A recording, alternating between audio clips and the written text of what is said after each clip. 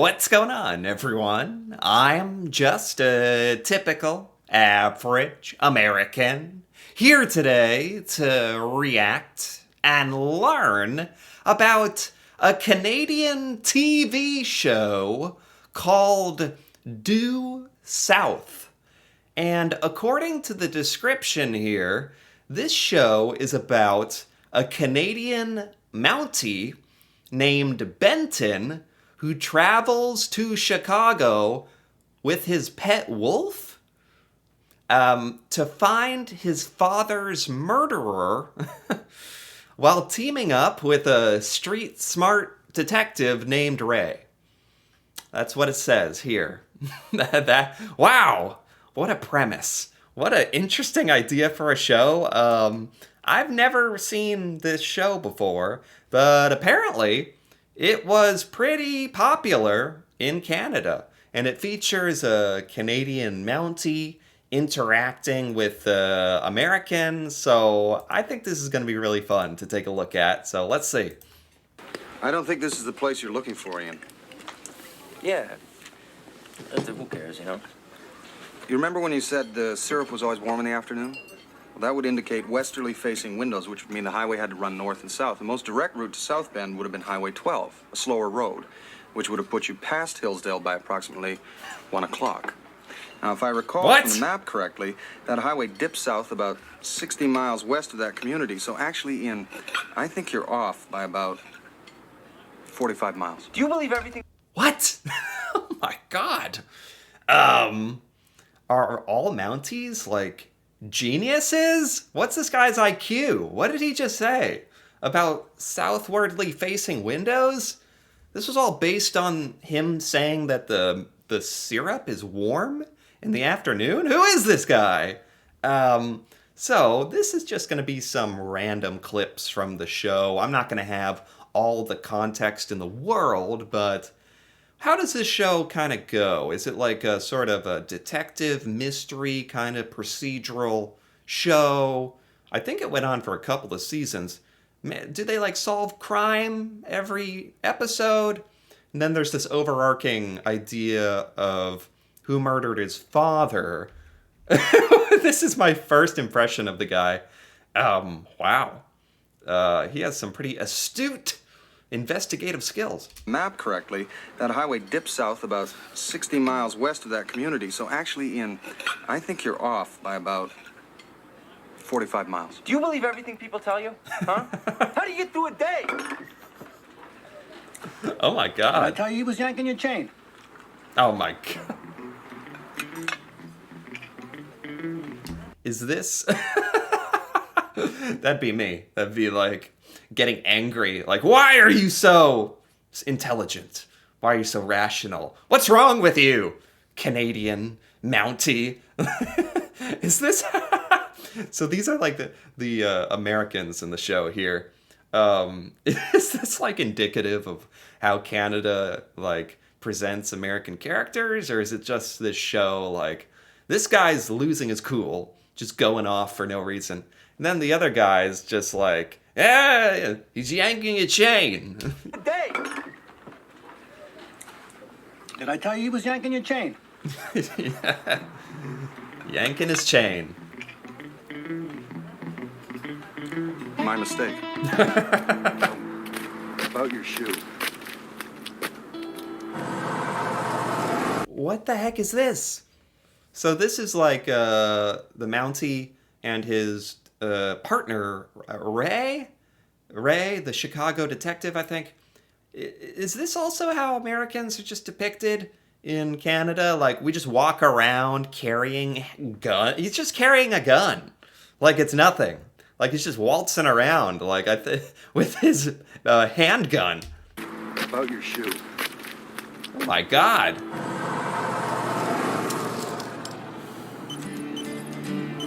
I got him. They're heading north. Oh boy. Uh-oh. Uh-oh. Do you know how many mint-condition 71 Buick Rivieras are left on the road? Almost none. This man stole something from me that is almost irreplaceable. And easily identifiable, which means he can't use the freeways. They stole his car? That's what this is about. I've never seen a more angry man. But he did he stole his car. I'm acting like that's no big deal. But if that actually happened to me, I would be pissed. Like that, yeah, I'd be walking around with my gun like, no. I'm just joking. He knows Brock is after him. He has to assume we'll have put out an APB. So his only option is to find some place to hide until dusk and then travel at night. Well, that narrows down a search to every barn, garage, or haystack in the greater Michigan area. Every barn has a farmer, Ray, and every garage has an owner. Without time and friends, it's not that easy to find some place to hide. He's wanted on both sides of the border by both sides of the law. He's got nowhere to run. Man, I like this Benton, the Mountie. Very cool, calm, and collected.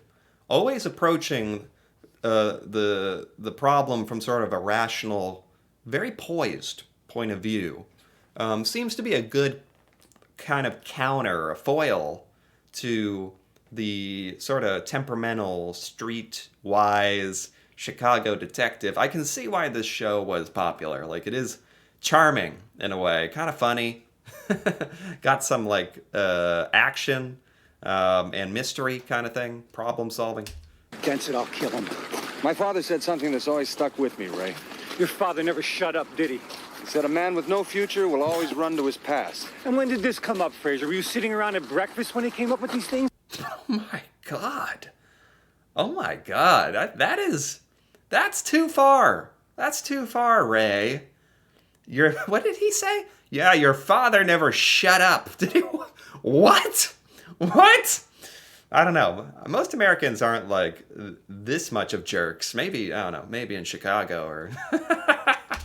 Or did he come running into your room and just blurt them out? Ray, there's no need to be sarcastic. No, I'm just curious. How did he work these things into everyday conversation? Did he say, son, did you see the size of that moose? And by the way, a man with no future will always run to his past. Ray. I'm sorry about your shoe. I thought you didn't want it anymore. Oh my God. Mount Benton has the patience of a saint. Seriously. Like that's, he's getting roasted and he's like, no need to be sarcastic, Ray. I bet that pisses Ray off even more, how like calm he is. Okay. I'm sorry about your shoe. I thought that as well. That's how you know this is a Canadian show. The very, very Canadian sorry. The sorry. I'm sorry, Ray. Not sorry. Not sorry. Like Ray would say. I'm sorry. Sorry. Thought you didn't want it anymore. You know what my father used to say? A man without a car is nothing. And I don't want to be nothing anymore, Fraser. It's hard on my socks. And there's his pet wolf. His pet wolf. That's a dog. That's definitely a dog. Is that like a husky? I forgot he has a pet. That's part of the show. That Frasier has a pet wolf. Yes. You went that way. Why? Does a man with no future always turn left? No, he's gonna find the pancake house. There is no pancake house. It's a lie, just like everything else that's come out of his mouth. I don't think so, Ray. People tell lies for a number of different reasons. Because they're ashamed, because they're insecure, sometimes because they're in trouble. But they always hope to gain something from their lie. Money, prestige, pity, sometimes even freedom. His story about the pancake house, he stood nothing to gain by it. He told it because it's true. He let us see a little glimpse of who he really is. And then he got angry because we saw that. That pancake house exists.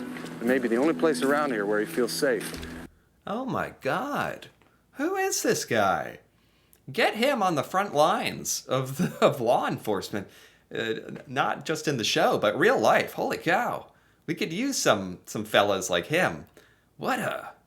His deductive skills, and he's quite eloquent as well. I really enjoyed this Canadian character, Frasier the Mountie.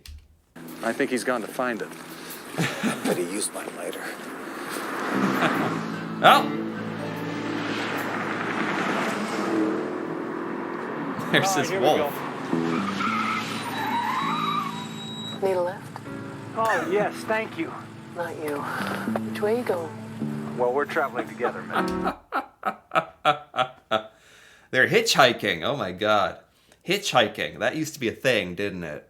Man, no, I don't think anybody these days, at least in America, would pull over for hitchhiking unless you were a beautiful, handsome Canadian Mountie, I guess. Like she pulled over for. But yeah, has anyone out there actually hitchhiked successfully? Seems kind of scary. Maybe that's just the day and age we live in. A stranger picking you up in their car.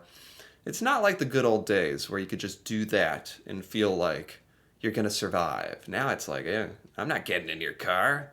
You want to give me a ride? No. Ditch him. I'll go without him. Not likely. Too bad. If you ever get to Miami, just ask for Rhonda. Rhonda? See that? Women always judge you by your shoes. I don't think she was sincere in her invitation, Ray. I mean, how could a young woman possibly be known by her first name in such a large city? Frazier,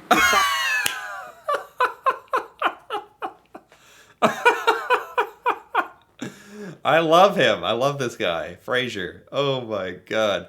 So he's just like, on top of being a certified genius, he's naive. That's part of it as well. Like, he's kind of traveling to the United States, Chicago. He's very wholesome and like, how would the city know her by her first name? Oh man, that's good. father taught you nothing, you know that? Okay, enough is enough. I'm the law, and I need a lift. Oh, here we go.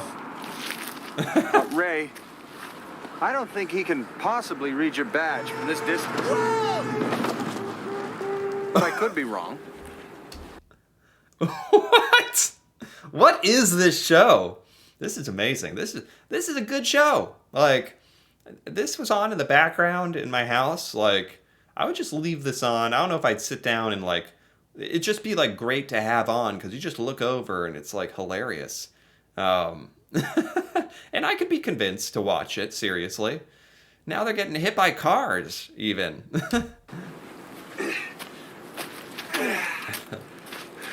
What? Well, they can read this. Ray, brandishing a weapon is not going to encourage motorists to come to our aid.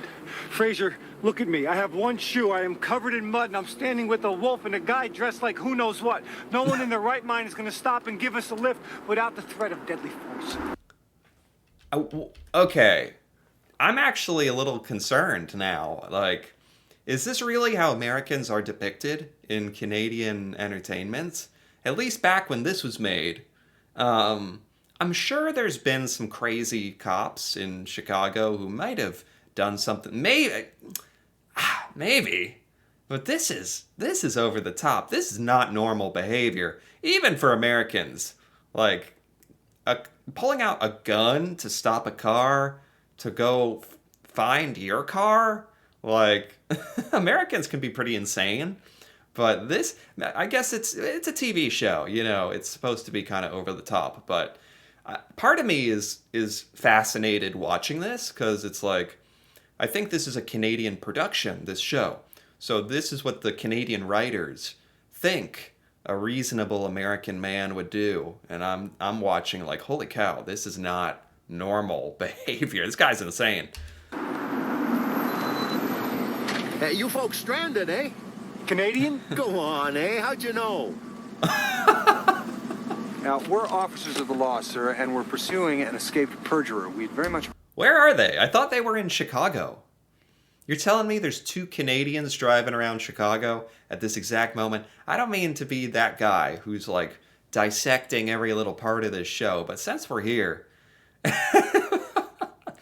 All right, you know what? If they're willing to stereotype Americans as like hot-headed, gun-wielding lunatics, they're also willing to throw in the Canadian stereotypes of like, hey, you guys need a lift, eh? maybe that's just how it would go down. Appreciate a lift. Hey, well, hop on in. Thank you, guys. Very nice. It's a sick country you have, Frazier. Don't forget your wolf. Oh my god. This is amazing. Oh, is that it? Oh man. Okay. Oh, that was really enjoyable. That was actually a lot of fun. Yeah. I read about this show, Due South, Canadian show. The premise was kind of funny, but the show itself is really enjoyable. It's funny, it's interesting, it's got good characters, good dynamic.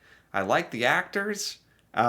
This was a really, really pleasant surprise for me, having really no idea what to expect. So I really, really enjoyed this. So anyway, if you enjoyed this as well, feel free to give this video a like or leave a comment if you've ever watched this show before, have any feelings about Due South, or maybe other Canadian shows like this I should check out. That'd be awesome to hear about.